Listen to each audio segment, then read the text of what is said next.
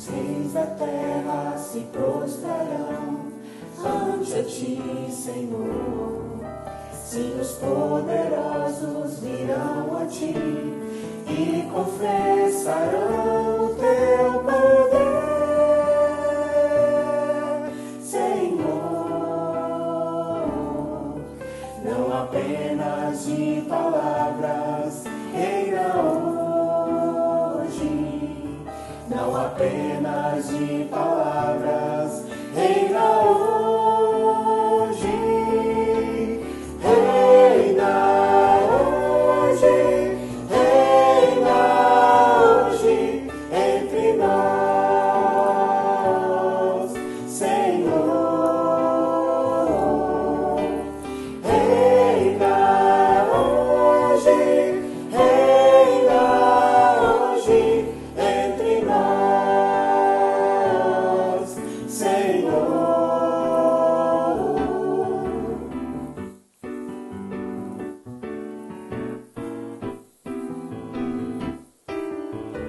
Os reis da terra se prostrarão ante a ti, Senhor.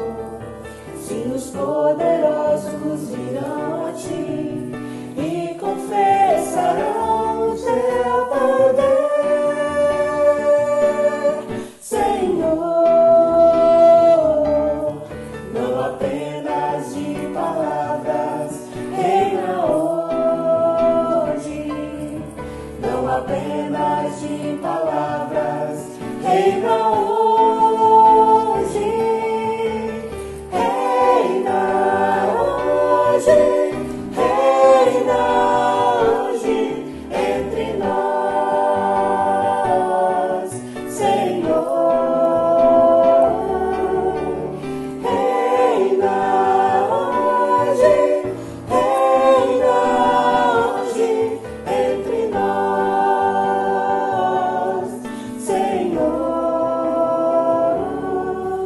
Aleluia, aleluia. Te louvo, eu sei que sobre todos é Senhor. Aleluia, aleluia. Te louvo, Pai, sei que sobre todos é Senhor. Aleluia, aleluia, aleluia, aleluia, aleluia. Louvemos ao Senhor. Aleluia, aleluia, aleluia, aleluia, aleluia. Louvemos ao Senhor.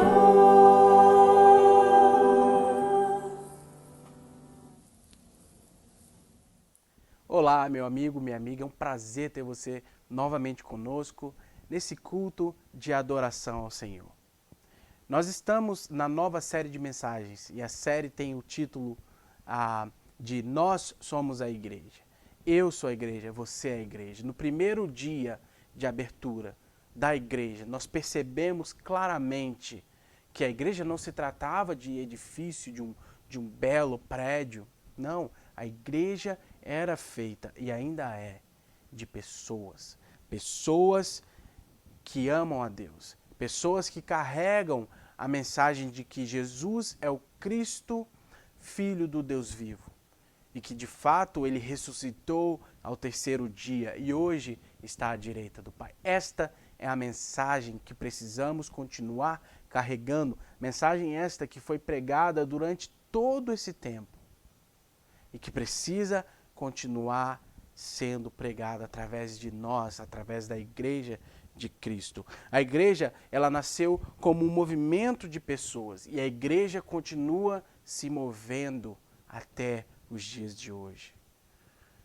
É interessante lembrar, e eu gostaria de recapitular, que no primeiro dia, ali em Atos 2, nós vimos que através de Pedro foi usado pelo Santo Espírito de Deus e pregou ali e mais de 3.000 almas se converteram a Cristo. Logo depois, mais de 5.000 homens se converteram a Cristo. A igreja, ela estava desafiando o status quo do sistema religioso daquela época, que mostrava muita resistência por sua vez. E essa resistência, a perseguição que a igreja sofreu, afetou a muitos. Muitos perderam a vida, muitos perderam a sua vida. E aí, os primeiros cristãos, eles oraram fervorosamente. Nós vimos isto na segunda mensagem da série, Oração Fervorosa. E olha o que diz lá, Atos 4, 29 e 30. Agora, Senhor, considera as ameaças deles e capacita os teus servos para anunciarem a tua palavra corajosamente. Estende a tua mão para curar e realizar sinais e maravilhas por meio do nome do teu santo servo Jesus. Essa é a oração. Sabe, eles não estavam orando por proteção, eles não estavam orando por segurança. E quantas vezes nos pegamos nos dias de hoje pedindo a Deus, Deus me proteja, Deus nos assegure, Deus me dá segurança. Quando nós vimos claramente neste texto que os discípulos eles pediam a Deus não por segurança, não por proteção, mas por coragem de prosseguir ensinando que Jesus Cristo é o Filho de Deus, o Filho do Deus vivo, ressuscitado ao terceiro dia e hoje está à direita do trono de Deus. Sabe, vivemos em tempos difíceis, vivemos em tempos que esta geração nunca viveu antes, nunca vivenciou as coisas que estamos vivenciando. Mas eu gostaria de te encorajar a continuar pregando a palavra de Deus, o Evangelho de Cristo a toda criatura. E a mensagem é clara: Jesus Cristo, Filho do Deus vivo. Nós precisamos seguir pregando esta mensagem. Sabe, se a igreja primitiva ela tivesse limitado a somente pedir por proteção, por segurança, ao invés de ser ousada como foi, talvez a mensagem de Jesus teria sido esquecida, quem sabe, 6 meses depois. Mas eles prosseguiram, carregando e pregando, e na verdade executando a missão que foi dada, que é pregar o Evangelho a toda criatura. Sabe, eles oraram por coragem e eles viram maravilhas, porque o Espírito Santo de Deus operava. Hoje nós vamos estar analisando ali o texto de Atos 5, de 27 a 42, e o tema da mensagem de hoje é ser valente. Nós somos a igreja, por isso precisamos ser valentes. Então, só para dar um contexto do que nós vamos estar estudando, só recapitulando um pouco aqui da linha do texto, né, do livro de Atos, enquanto os apóstolos eles estavam realizando milagres, maravilhas através do Santo Espírito de Deus, os líderes religiosos estavam cada vez mais resistentes. Eles pegaram os apóstolos e jogaram na prisão. Mas nós vimos que o anjo do Senhor os deixou sair da prisão, os libertou e disse a eles, aos apóstolos, voltem ao templo no próximo dia e continuem ensinando que Jesus é o Cristo. No dia seguinte, o sumo sacerdote convocou o sinédrio, o conselho de anciãos, para julgá-los. E quando eles foram à prisão para pegá-los para esse tal julgamento, eles não estavam lá. E encontraram os apóstolos ensinando ao povo assim como o anjo tinha dito, conforme o anjo tinha dito. Então, os guardas, eles pediram para que os apóstolos comparecessem ao sinédrio. Dessa vez sem violência, porque eles temiam eles temiam o povo, porque o povo podia apedrejá-los, porque olha o que diz lá Atos 5, 13 e 14, diz o seguinte: dos demais ninguém ousava juntar-se a eles, embora o povo os tivesse em alto conceito. Ou seja, o povo tinha os apóstolos em alto conceito. Então os guardas, os líderes, eles tinham esse receio de tocar nos apóstolos com medo de serem apedrejados pelo povo. Verso 14 de Atos 5 fala, em número cada vez maior, homens e mulheres criam no Senhor e lhes eram acrescentados. E nós vimos ali que os apóstolos compareceram perante o Sinédrio. E a partir daí, nós vamos estar... é a partir daí que eu quero refletir com você. E o primeiro ponto dessa mensagem é a acusação. Eles ordenaram que Pedro e João não ensinassem mais o nome de Jesus. Lá em Atos 4, 17 e 18, nós vimos isso claramente. No entanto, Pedro e João, eles continuaram. E eles disseram a eles, é melhor para nós obedecer a Deus do que aos homens. Atos 4, 19 e 20 fala muito isso. Nós vamos estar lendo agora, a partir do versículo 27, eu gostaria de pontuar algumas coisas sobre esse texto. E Atos 5, 27 fala o seguinte, tendo levado os apóstolos, apresentaram-nos ao Sinédrio, para serem interrogados pelo sumo sacerdote, que ele lhes disse, demos ordens expressas a vocês para que não ensinassem neste nome. Todavia, vocês encheram Jerusalém com sua doutrina e nos querem tornar culpados do sangue desse homem. Eles estavam fazendo referência aqui a Jesus. Então, a primeira acusação que eles fizeram ali aos apóstolos era que eles estavam infringindo a ordem que eles deram de não pregar mais o nome de Cristo. E eu posso assegurar a vocês que os apóstolos, eles não pararam e não iam parar. Quiçá a vontade dos apóstolos, do coração deles, era que esses líderes também aceitassem a Jesus Cristo como único, suficiente Salvador da alma deles. E fossem lavados e redimidos pelo sangue de Jesus. Mas isso não aconteceu. Isso nos leva para o segundo ponto, a resolução. Os discípulos, eles testemunhavam de forma corajosa e indo totalmente de contra o que o Sinédrio pedia a eles. Eles estavam muito mais preocupados com cumprir a vontade de Deus do que cumprir a vontade dos homens, daqueles líderes religiosos. E olha o que diz lá o versículo 29 de Atos 5. Pedro e os outros apóstolos responderam, é preciso obedecer antes a Deus do que aos homens.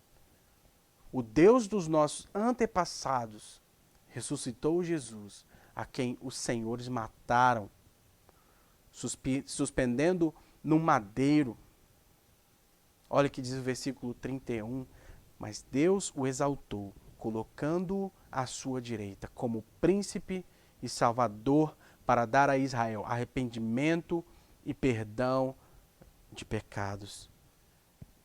Verso 32 fala, nós somos testemunha dessas coisas, bem como o Espírito Santo que Deus concedeu aos que lhe obedecem.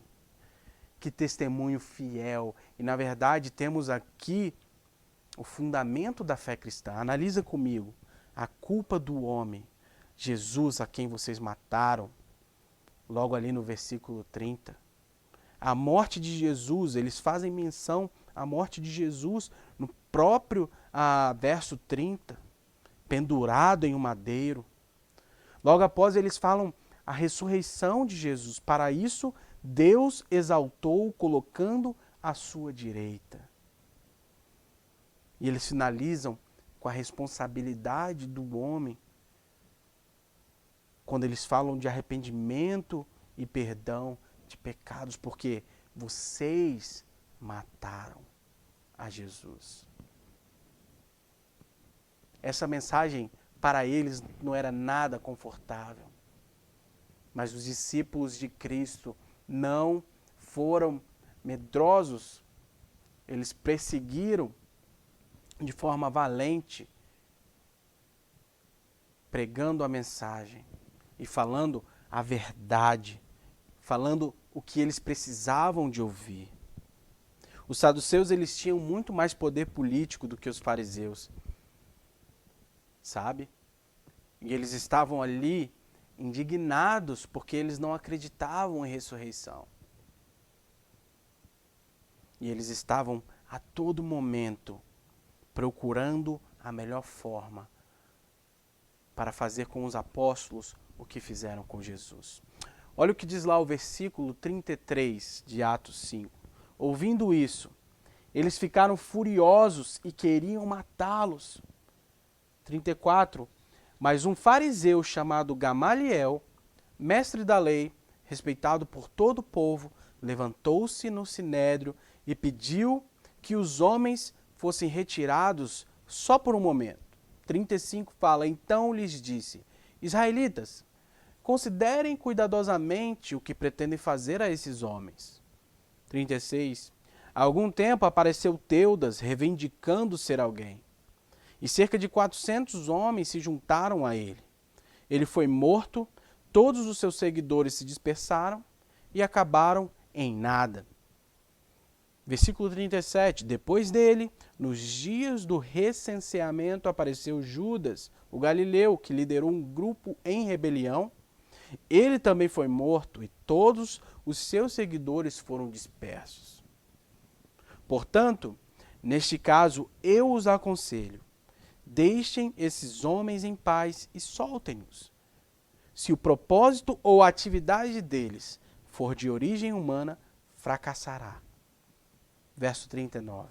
Se proceder de Deus, vocês não serão capazes de impedi-los, pois se acharão lutando contra Deus.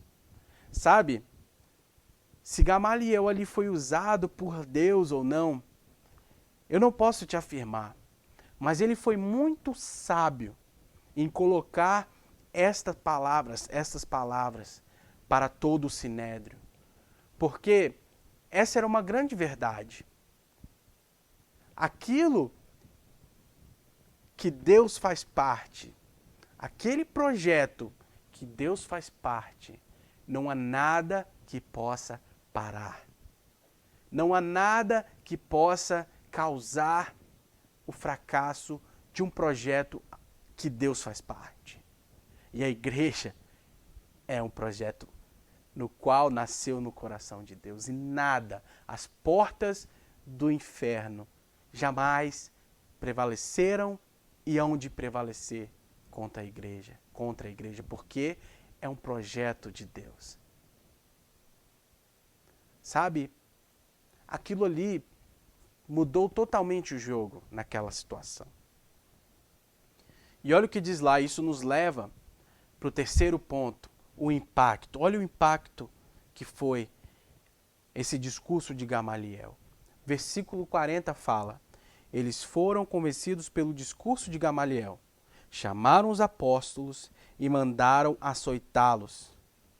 Depois ordenaram-lhes que não falassem no nome de Jesus e os deixaram sair em liberdade.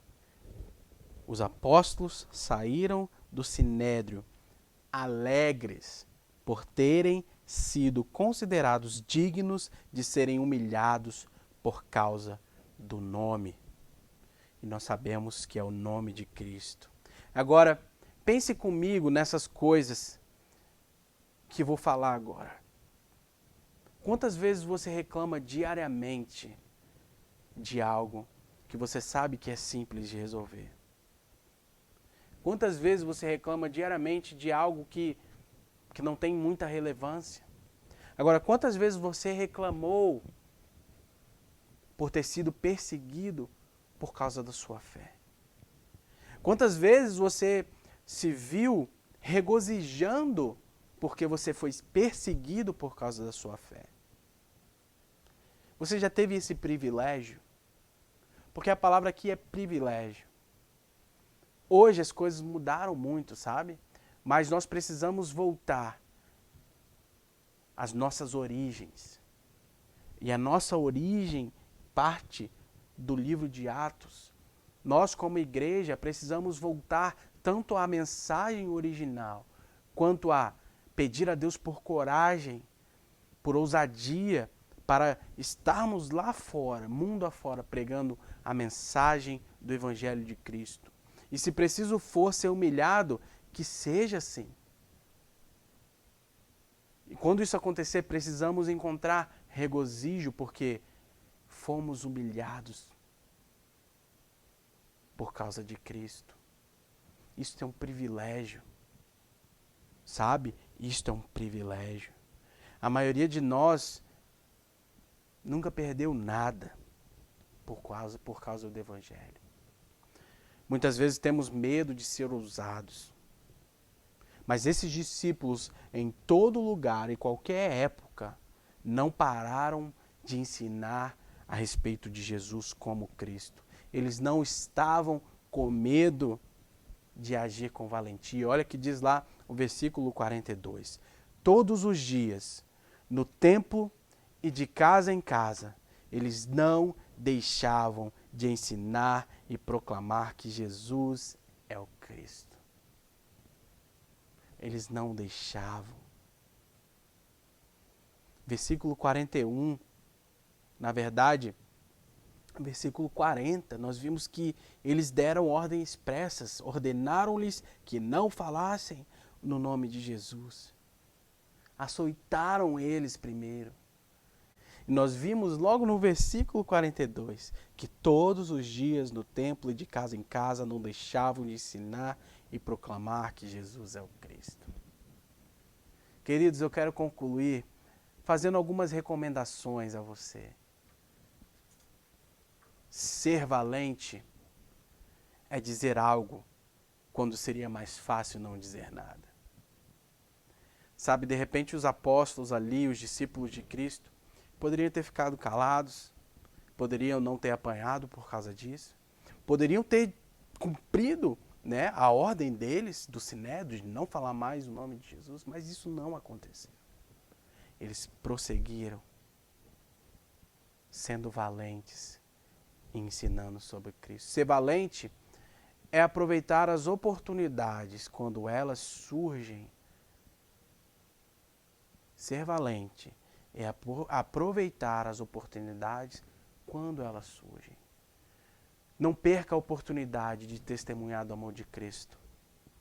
Não perca a oportunidade de ser luz, de fazer a diferença. Porte-se de maneira diferente. Muitas vezes nós temos um discurso lindo, mas a nossa postura, as nossas atitudes não condizem. Mude hoje mesmo, seja valente para fazer essa mudança. Ser valente é criar oportunidades quando não há nada antes de permanecer no status quo de não fazer nada. Crie oportunidades. Sabe? Como está o seu relacionamento com Jesus? Essa é uma pergunta muito importante e ela precisa ser feita em vários momentos em nossas vidas. Como está o nosso relacionamento com Jesus? Muitos de nós estamos preocupados, distraídos em tentar fazer mais dinheiro, em tentarmos alcançar ali o sucesso profissional. E aí dizemos, não, está tudo bem. Meu relacionamento com Cristo está bem. Mas e quando está tudo mal na sua vida? Quando tudo está dando errado? Como fica o seu relacionamento com Jesus? Sabe? Para finalizar, se você não faz parte de uma igreja, se você não segue a Jesus, talvez hoje mesmo você tem que tomar essa atitude. Você tem que ser valente o bastante para fazer essa decisão, para tomar essa decisão. Sabe, Jesus Cristo, Ele morreu na cruz porque Ele nos amou. E Ele não julgou o fato dele ser Deus mais importante e maior do que o amor que Ele sentiu por nós. Jesus Cristo, Filho do Deus vivo, hoje ressuscitado e à direita do Pai, Ele te ama. João 3,16 é um versículo muito conhecido e fala: porque Deus amou o mundo de tal maneira que Ele deu o seu Filho unigênito, para que todo aquele que nele crê não pereça, mas tenha a vida eterna. Todo aquele que nele crê não pereça, mas tenha a vida eterna. Sabe o que aconteceu há quase 2000 anos atrás? Mudou a minha vida e também pode mudar a sua. Que você possa ter coragem e ser valente o bastante para hoje mesmo aceitar a Jesus como seu único e suficiente Salvador.